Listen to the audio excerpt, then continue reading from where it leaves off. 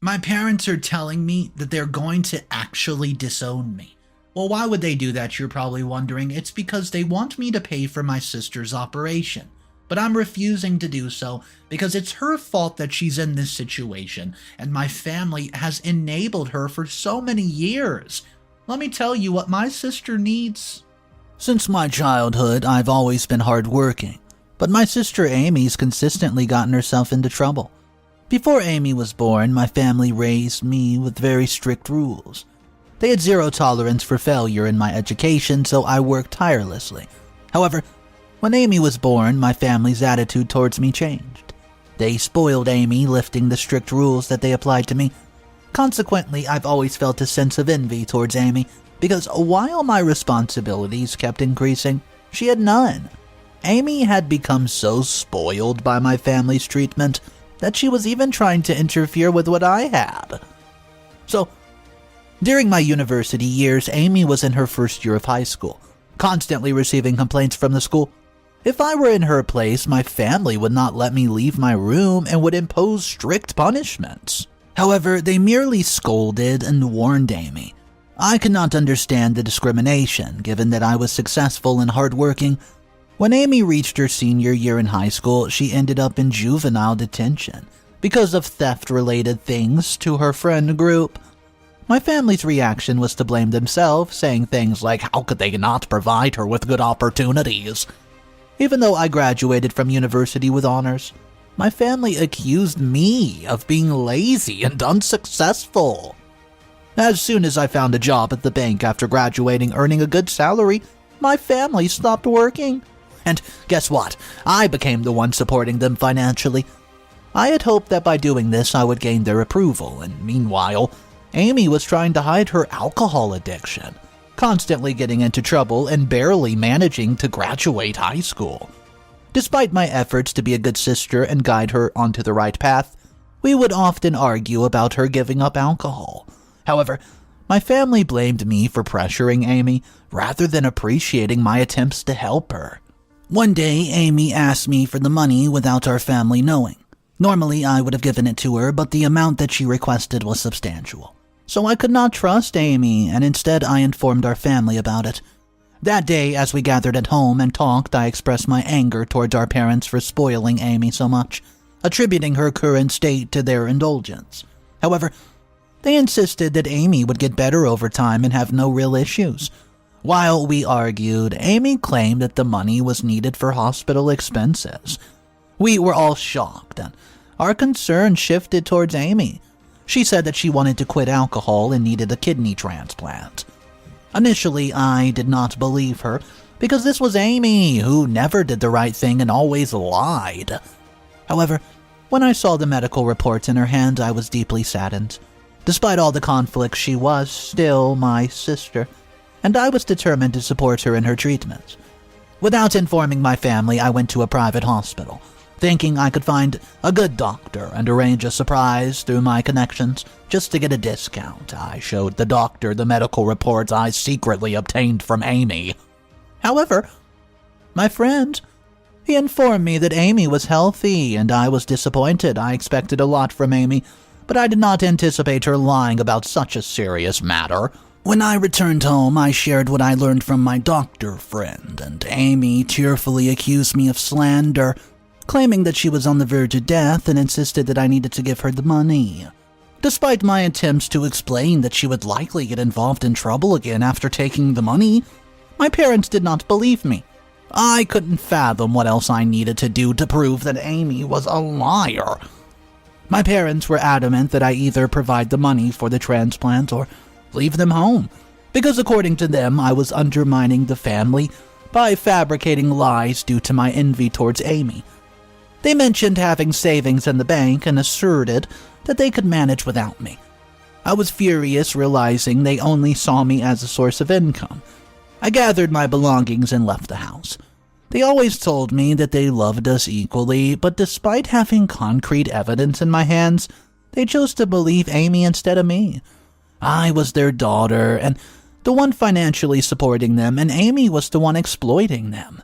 I stayed away from home for a few months, going from the hotel to work and vice versa. A friend from, finance informed me that my family had mortgaged the home. Well, once Amy got the money, they would see the reality, but it would be too late. Then my doctor's friends called me and revealed that Amy was pregnant. I could not comprehend it at first, but my friend explained. I was reviewing Amy's medical reports, hoping my help would make a difference. I discovered that a few months ago she had attended a pregnancy check. Well, at the hospital, and it was evident in the medical records, and that's when I understood that Amy had orchestrated this plan to start a new life with her boyfriend and the baby. While pondering such matters in my hotel room, my mom called asking me to come home. Her voice was tearful, and they wanted to talk. Well, for a moment I feared something might have happened to Amy or somebody else. So, in a hurry, I left the hotel and ran home. As my mom tearfully apologized for losing trust in me, and my dad expressed sorrow in silence amidst my internal conflicts, it was somewhat reassuring that my family was starting to understand and listen to me. However, I'd say that the main issue was that Amy was not at home. I asked them what happened, and they explained that they had mortgaged the house, giving the accumulated money to Amy for treatment. However, when they went to the hospital for a checkup, they found no recordings of Amy, meaning she took the money and she vanished. Now they were on the verge of losing the house as they were financially struggling. My mom apologized tearfully, and my dad apologized for not listening to me. And now they were seeking my help. Before helping them, I talked to them to ensure that they would not ignore me again. Simultaneously, I did my best to save the house from foreclosure, and even though my financial situation was not particularly great, while we were dealing with these issues, there was no news from Amy. I did not tell my parents about Amy's pregnancy, as I didn't want to add more disappointment to their already troubled sheet. Well, since Amy wanted to live on her own, I didn't feel the need to chase after her, scold her, or set her on the right path. Life would teach her enough lessons, and without Amy around, I found an opportunity to get closer to my family. Update number 1. Hey guys, I know it's been a while. It's been a year since my sister Amy left, and during this time my family's been treating me better. Yes, I'm glad Amy's gone, but I miss her too. Those who used to label me as a bad sister for not addressing Amy's actions never said a word because their own intention was to talk. My mom prepares my favorite meals, and my dad engages in deep conversations with me. Why is it considered wrong for me to want my family to love me and treat me well? I'm not at fault for Amy's current situation. Her alcohol addiction and spoiling led her to get to this point. I'd been working overtime constantly just to lift the mortgage on the house, and I would return home late from work and leave for work early in the morning. I applied for loans and tried to gather debts from close friends, and my financial situation was not great for an average worker, so I was in quite a predicament. The bank was pressuring me about payments, but I did not want to burden my family with this information as they had already faced enough problems because of Amy. So, one day after finishing work early, I came home. I had not seen my parents' face properly for a while, and while having dinner at home after work, my mom expressed curiosity about Amy, and my dad was very angry, not wanting anybody to contact Amy. When my mom brought up the topic of being a bad sister, a tense atmosphere suddenly filled the table. I told them that if our family had not spoiled Amy so much, none of this would have ever happened. My mom started crying and left the table. My dad looked at me and admitted that I was right, and his face was downcast. So I turned to my dad and told him that I could also break, working tirelessly every day just to save the house. Instead of thanking me, my mom was talking about me being a bad sister. I mean, come on, it was so unfair. If I'm the one who's bad, well, let me ask you this. Why isn't Amy back? I went to my room confident that my mom had heard what I said. I had nothing more to say, and they should blame themselves a bit. I felt a growing distance between me and my mom, and we hardly talked when I was at home. Late at night, my mom came to my room and apologized, recognizing the effort I put into saving the house. She said she realized that I've been working hard for the home, and she thanked me. Was that all? Did I only put an effort into the house, trying to make them happy all my life with the money I earned? I had no more words, and the gap between my mom and me was widening. I had stopped talking to my mom when I was at home, and my mom suddenly expressed a desire to contact Amy, wanting her to come back. It was normal for a mother to feel that way, but I didn't want Amy to return because I knew even if she did, she would continue the same way. I told my mom not to do it, and my dad had not forgiven Amy. I warned that my dad might get angry with us too. My mom's concern was still Amy, but my worry was more significant. The bank sent a warning that if we cannot pay within a month, we would have to vacate the house. I was still waiting for the loan approval, and I borrowed from many of my friends. If the loan was approved, I could manage without being evicted. As I was leaving my room, I headed to the kitchen. I found Father sitting in the living room. I asked him why he could not sleep, and he said he just couldn't. So I shared the bank's warning with him and assured him that the loan would be approved in a week or two. My dad trusted me, and if we fell short, he mentioned that we had a few valuable items at home that we could sell. We spent the entire night discussing finances and potential solutions, and hopefully we could resolve the issue before being evicted. Update number 2. 3 weeks later, the bank approved a low-interest loan, and with the debts I had borrowed from my friends, I somehow managed to lift the mortgage. The house is ours again, but now we were in a very bad financial state because of a significant portion of my earnings would go towards the loan and debt. On the night we lifted the mortgage, I had a disagreement with my mom. She suggested that now that we got the house back, we could call Amy. I was on the verge of losing it. Immediately I told my father that if he did not put this house under my name, I would leave, and I would never come back. My mom accused me of being selfish, but I didn't care. I needed to secure myself. When Amy came back, they could ignore me again or even kick me out of the home. My dad said that he would do what I asked, and he also got upset with my mom regarding the Amy issue. So, the next day, we went to handle the title deeds, and the house was transferred to my name. My dad trusted me and said that I knew better, and finally I was being appreciated. I'd wanted this throughout my life, for my achievements to be acknowledged, and I had finally succeeded. My dad and I parted ways, and I went to work. When I got home from work, my mom was waiting for me in the living room. She told me that she trusted me and that I could handle everything, but she also mentioned that Amy was not like me, and that she was prone to making mistakes, and that's why she was always just worried about her. It was as if she was justifying Amy's behavior, which was caused by her own self, you know. I told my mom that I would consider calling Amy. My mom left this matter to me, and now I was torn between calling Amy or not, and after some time, with the fear of the unknown, I decided to make the call, because everybody would remember me as a bad sister in some way, but if I called, I would be fulfilling my duty as a sister. And if Amy did not answer, you know what, she would remain the bad sister. So I called her up, and for a while there was no answer, just rings and rings and rings. I was not expecting her to pick up anyways, and just as I was about to hang up the call, Amy answered, and there were shouts and crying baby sounds on the other end of the phone. Well, I told Amy that our mom wanted her to come home, and Amy, crying, expressed her desire to return home and apologized for absolutely everything. When I asked her what was happening at home, she didn't answer and she just hung up. I guess she couldn't fix things and could not get rid of the baby either. So, she was remorseful, however. I went to my mom and told her that I had called Amy and that she wanted to come back, expressing her regret for everything. My mom was crying at this point, and she said that she would talk to Dad. My dad was angry with us for contacting Amy, and we had a few days of arguments after that. However, my dad said that if Amy came home and apologized, he would forgive her. So my mom and I were waiting for Amy to come, and I spent nights in the living room waiting for the doorbell to ring, anticipating her return, even though I knew what was going to happen. I could not prevent the anxiety and stress from building up inside of me. Eventually, what I've been waiting for actually happened.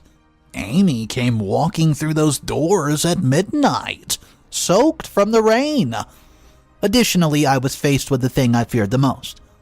Amy had not gotten rid of the baby, She brought it home. The baby cries, and I heard on the phone it shows up right here into reality. But I had comforted myself by thinking it belonged to somebody else. As Amy stood at the door looking at me, our silence was suddenly broke by my dad's voice. Quickly pulling myself together, I ushered Amy inside. The three of us walked into the living room, and I lit the fireplace in case the baby might be sick. I asked Amy to take off her wet jacket, and the bruises I saw on Amy were visible, proof of the cries that I heard. When my dad saw Amy's bruises, he got really angry and started yelling and asking questions. Amy, she could not hold back at this point. Her tears started going, and she was speechless. I immediately intervened, telling my father that Amy was not in the state to answer these kind of questions right now, and as he could see, she was in a terrible condition, and she needed at least some time to rest. I sent Amy to her room, and it was a long night, exhausting for all of us. I was hoping that everything would just get better somehow. Update number 3. After Amy came home, we were in the midst of breakfast preparations. While my mom and dad suggested not confronting Amy until after breakfast, they insisted on having a calm conversation in the living room once breakfast was over. Amy shortly joined us in the kitchen and began having breakfast. During breakfast, we chatted as if everything were normal, as if the challenging days have never happened. Although Amy was initially quiet, she gradually displayed some of her old cheerfulness during the meals.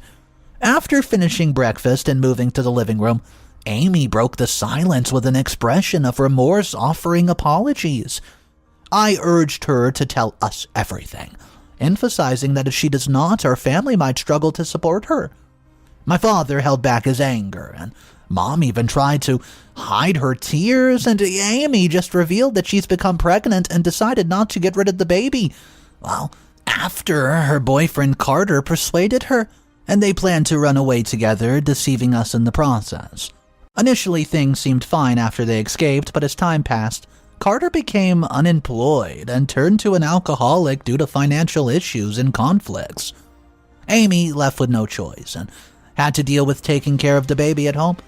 But Carter's behavior had worsened, and he began to abuse her. In a moment of anger, I could not hold back and asked Amy why she never listened to me, especially about deciding to keep the baby. Amy at first claimed she didn't know about the pregnancy, but later she accused me, asking why I never said anything when I knew that she was pregnant. I fell silent, and my mom, seemingly ready since the day before, resumed blaming and scolding me for absolutely everything.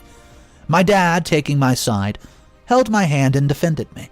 Unable to endure the situation, I left the house that day and decided to contemplate everything in the hotel where I stayed before. After staying in the hotel, my dad asked me to come home to prevent our family from absolutely falling apart. When I arrived, we sat down for dinner. My mom and Amy, in their own way, seemed to be enjoying themselves as if we weren't there, attempting to make me feel bad. I can no longer tolerate their selfishness, so I sparked an argument at the table.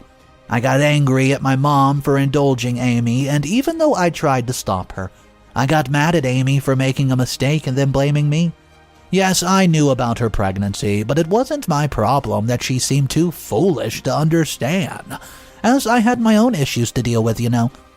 When Amy attempted to go to her room, I stopped her. She apologized, and she wanted to just blame somebody for the problems in her life. And since she could not blame my mom, I became the target for my only mistake.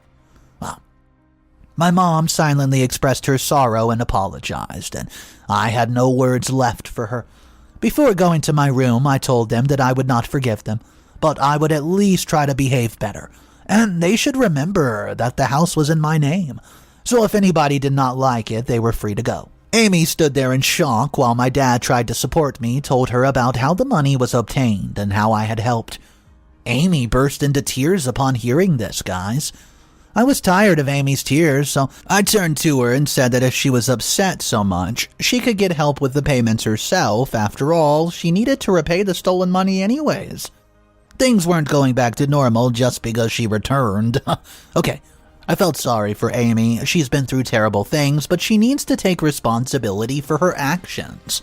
So, after that, I went to my room. I couldn't sleep at all due to anger and thinking about what happened, and I don't know, do you guys think that I'm actually at fault? Well, let me know. Update number 4.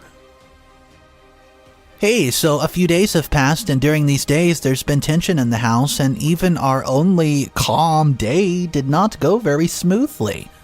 So, moreover, when I was at work, Carter showed up at the door, frightening my mom and Amy, and my dad had gone to the hospital for a checkup an hour earlier. I quickly took leave from work and rushed home. I found Carter cursing at Amy when he was at the front of my house, and I yelled at Carter, threatening to hurt him if he didn't leave. Especially since he was committing a break-in, and I did have the right to self-defense. Of course, these were just words to scare him. Carter seemed uneasy and stayed still when he had heard the police sirens, then he fled. After calming down my mom and Amy, I reported the incident to the police. That's right, so that if Carter tried again, he would go to jail. My dad must have heard from the neighbors and rushed home. In the evening, Amy came to my room and handed me her phone. Carter was sending all these crazy messages and calling insistently. I told Amy that we would get a new number, and if Carter approaches us, the police will lock him up. Amy was somewhat relieved and went back to her room to attend to Darwin, her child. Since she was a mom, this much stress was not good for her, In the middle of the night, I was awakened by the sound of breaking glass. Carter had thrown a stone at the window and was attempting to enter the house. My dad and I went downstairs, and I immediately called the police, and you know what? My dad had a shotgun in his hands, warning Carter that he would die if he entered. So when the police finally arrived, Carter fled the scene, making our night restless. Guys, what should I do? After that night, Amy started to approach me with distrust. She told us that it would be better for everybody if she left with Carter, not wanting to disturb the family any further. Despite our attempts to stop her, she left the house, and I could not understand, after all the effort we put in, was it really that easy for her to leave? Instead of trying to overcome things together as a family, she chose to complicate her baby's life and just leave. My mom reverted to her unhappy state again, and my dad suppressed his feelings, and I was just extremely angry at the entire situation. Now, yesterday Amy left and I called her. She answered the phone after a delay, but there was shouting and the baby crying in the background. I realized that she had returned to the same situation. When I went ahead to warn her that if this continued, Darwin might also face violence, she defended Carter and hung up. I didn't call again, but I knew where she lived because she told us. I really needed to set my sister straight. So I got into my car, I called the police and provided them with her address and mentioned child abuse and domestic violence. When I arrived, the police were already there and they had arrested Carter. Amy was crying with Darwin in her arms. With all the things Carter had done to Amy and us, he was going to face significant charges. So I persuaded Amy to file a complaint and we got rid of Carter in this way. Even if Amy came back home today, she was just crying. My parents were shocked and I explained to them that Carter had once again abused Amy, but this time the police caught him in the act, and he's going to go to jail. My mom was taking care of Amy and my dad was furious about what happened. I was angry too. I told Amy not to go back, but she never listened. My mom, on the other hand, was encouraging her. So I told my mom that if she continues this way, she would find her daughter dead. And then I just went to my room. Okay, I admit I said harsh words, but sometimes certain things just need to be said. Otherwise, it could just be too late. They could not imagine how concerned I was when I saw Amy in that state. Final update. 2 years later. That's right. 2 years have passed since the event, and at the beginning of those 2 years, Amy was slowly recovering, starting to pull herself together. Our family had become closer, and Amy decided to prepare for the university entrance exam. She wanted to focus on her education, build a good career, and provide a good life for Darwin. We used to study together when I came home from work. sometimes going out and spending time together as sisters. In such moments, everybody just felt that things were getting better. However, I still live with the impact of that night, and if I had been late, Carter could have killed Amy. To ensure that Darwin did not suffer any psychological effects, we had him follow up with a child psychologist. Amy even started psychological therapy herself, while also helping herself with her studies. At the end of 2 years, Amy was studying nursing at the university. We discovered her strong interest in health, and she took care of everyone's well-being at home. Our son Darwin started preschool, proving to be a smart and charming child. During my father's health checkups, a tumor was found in his liver, and we frequently had to go visit the hospital for the treatment. My mom enjoys being at home and engaging in conversation. If anything were to happen to my family one day, I would consider leaving the house to Amy. She's developed herself to become a quite intelligent person, so it's my duty as a sister to help her become a good mother and lead such a beautiful life. As a family, we spent some time playing games at night. I also received a promotion at work, and after achieving good success in challenging times, I was promoted to manager as the previous manager of the bank worked for was being transferred elsewhere. My father, he was proud of me, and it was the most beautiful gift I've received in my life. In the last few months, I've been in a relationship with Simon. See, Simon works at Amy's psychological clinic, and we are considering getting married. Carter's sentence was extended due to causing trouble on the inside, which is something that reassures us. Lawyers also say that he won't easily get out of prison this time. Amy has become somewhat afraid of approaching men, and despite receiving treatment and recovering, some trauma has had a significant impact on her. Anyways, nevertheless, I will always be there for her. I hope you are staying strong and making the right choices, because some mistakes, guys, are absolutely irreparable. Okay, so OP putting the house in her name towards the end of the story, I think that was the best option because I didn't see another route in which that wasn't the right thing to do. Anyways, I do want to hear your thoughts on OP's sister. Yeah, we know Amy. She was going to be very difficult to deal with growing up, but the things that she did just kept constantly blowing my mind, and then the final straw just has to be when she decides to take the family money that was raised for her and just disappear into the sunset, straight up ghosting the entire family. Let me know what you would have done, or if you would have handled it a bit different. Guys, drop your opinions down below in the comment section. I would love to hear your thoughts on this one. If you guys are new to the channel, hello and welcome. My name is Mr. Reddito. I narrate stories like this every single day. So if you guys want to be a part of these daily readings, the best way to do it is simply to subscribe to the channel, and if you just can't get enough stories, go ahead and check out my other two channels as well, Mr. Reddito Animated and Mr. Reddito's Revenge. You can find the links to those down below, guys. Have a great one. I'll see you tomorrow, and of course remember, it's cool to be kind. See ya.